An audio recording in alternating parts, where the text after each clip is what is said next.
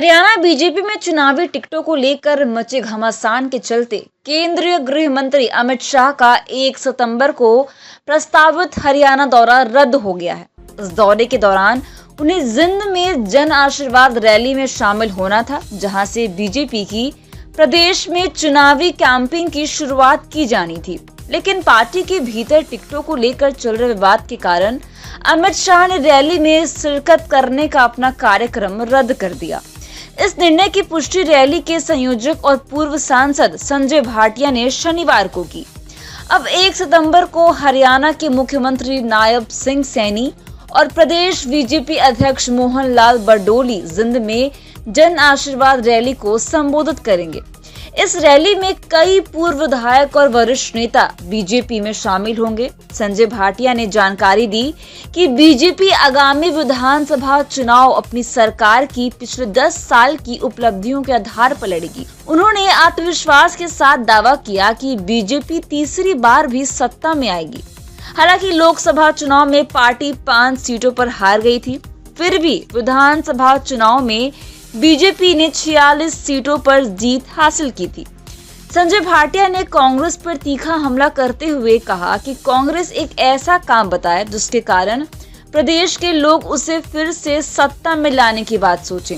उन्होंने कहा कि भूपेंद्र सिंह हुड्डा के शासनकाल में किसानों को फसलों के नुकसान के मुआवजे के रूप में केवल 2-2 रुपए के चेक दिए जाते थे। इसके अलावा नौकरियों की नीलामी होती थी और तबादलों में खुले आम पैसों का लेन देन होता था। उन्होंने आरोप लगाया कि CLU यानी कि चेंज ऑफ लैंड यूज के नाम पर लोगों को ठगा जाता था।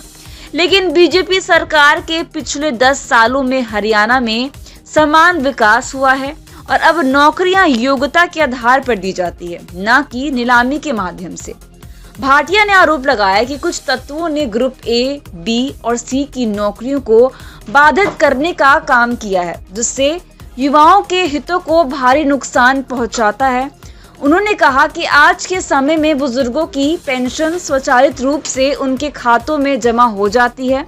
साथ ही उन्होंने दावा किया कि बीजेपी के शासन में दलितों पर अत्याचार के मामले जैसे मिर्चपुर और गोहाना कांड नहीं हुए हैं। इसके अलावा भाटिया ने कहा कि बीजेपी सरकार ने विभिन्न कल्याणकारी योजनाओं और विकास कार्यों के माध्यम से प्रदेश को आगे बढ़ाने का काम किया है। उन्होंने जोर देकर कहा कि विपक्षी पार्टियां केवल वोट बैंक की राजनीति करती हैं और जनता को गुमराह करने की कोशिश करती हैं, लेकिन बीजेपी ने हमेशा विकास और पारदर्शिता को प्राथमिकता दी है। भाटिया ने यह भी कहा कि बीजेपी सरकार ने ग्रामीण और शहरी दोनों क्षेत्रों में बुनियादी ढांचे के विकास पर विशेष ध्यान दिया है। सड़कें, बिजली, पानी और शिक्षा जैसी मूलभूत सुविधाओं को बेहतर बनाने के लिए ठोस कदम उठाए गए हैं। उन्होंने दावा किया कि बीजेपी ने प्रदेश में एक मजबूत प्रशासनिक ढांचा तैयार किया है जो भ्रष्टाचार मुक्त और जनता के प्रति जवाबदेह है। भाटिया ने हरियाणा के युवाओं के लिए रोजगार के अवसर बढ़ाने का वादा किया और कहा कि आने वाले समय में बीजेपी सरकार और अधिक नौकरियों के सृजन पर काम करेगी। उन्होंने कहा कि बीजेपी सरकार ने महिलाओं के सशक्तिकरण के लिए कई महत्वपूर्ण कदम उठाए हैं, जिनसे उन्हें आर्थिक और सामाजिक रूप से सशक्त बनाया जा सके। उन्होंने कहा कि सरकार की योजनाओं का लाभ सीधे लाभार्थियों तक पहुंचाने के लिए तकनीकी का उपयोग किया जा रहा है, जिससे बिचौलियों की भूमिका खत्म हो गई है। संजय भाटिया ने अपने संबोधन में ये भी कहा कि बीजेपी ने राज्य में कानून और व्यवस्था को बेहतर बनाने के लिए सख्त कदम उठाए हैं। अपराधियों के खिलाफ कार्रवाई में कोई ढिलाई नहीं बरती जा रही है। उन्होंने कहा कि बीजेपी सरकार ने प्रदेश में शांति और स्थिरता सुनिश्चित की है, जिससे यहाँ के लोगों का जीवन सुरक्षित और समृद्ध हुआ है।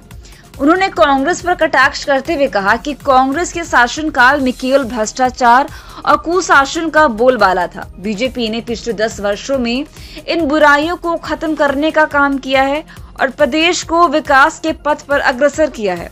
अंत में संजय भाटिया ने कहा कि बीजेपी प्रदेश में एक बार फिर से बहुमत के साथ सत्ता में आएगी और विकास की गति को आगे बढ़ाएगी।